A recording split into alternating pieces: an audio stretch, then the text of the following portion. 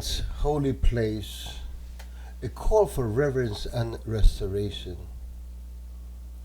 Ladies and gentlemen, beloved children of God, today we delve into a profound truth found in Matthew chapter 21, verses 12 and 13. Now, let us visualize together the sacred space that is the Temple of Jerusalem, a house of prayer, a dwelling place for the Most High. Now, as the sun beams down on the ancient stones, we see our Savior Jesus Christ entering the sacred temple. His heart filled with righteousness, indignation, and holy love encounters a scene that shatters his spirit. A marketplace bustling with merchants exchanging goods, the sounds of chattering coins, and the battering voices drowning out the whispers of prayer. In this sacred spot, where the faithful once gathered to connect with God, a den of thieves has taken root. Enough, he proclaims, as he boldly enters the temple's courtyard, overturning the tables of the money exchangers and scattering the coins across the ground. The very air thickens with the urgency of his message. It is written, he declares, "My house shall be called the house of prayer, but you make it a den of robbers." In this moment, Jesus exemplifies the intensity of his love for his Father's house and sets forth a powerful plea, a call for us all to recognize the sacredness of our worship and the holiness of our lives.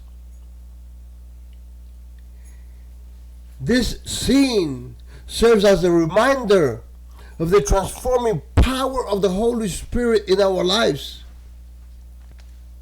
Just as the temple was meant to be a sanctuary for divine connection, our hearts are called to be dwelling places of God's presence. Are we treating our lives as sacred spaces? Are we allowing distractions and worldly interests to crowd out our connection with God? Dear friends, our journey of faith is not merely about rituals and traditions. It's about the essence of our relationship with God. Matthew 21 acts as a mirror reflecting on our actions, challenging us to examine our personal temples. Are we nurturing environments of worship in our hearts, or are we too allow the distractions of the world to pollute our sacred space? In Mark 11:17, Jesus underscores this truth again, echoing the word of the prophets. Isaiah 56:7 teaches us about the importance of prayerful devotion amidst the hustle and bustle of life. These scriptures beckon us towards reverence and restoration, reminding us that our relationship with God must be at the forefront of everything we do. And so, beloved, let us rise with renewed passion and commitment to uphold the sanctity of our lives as temples of worship. Let us be diligent in our prayers, steadfast in our faith, and courageous in our calls for change in a world that often forgets the profound sacredness of God's presence amongst us. As we reflect on the power of this message, let us join in prayer, seeking God's grace to guide us in reverence and worship. I will pray for the day, a prayer for holy reverence.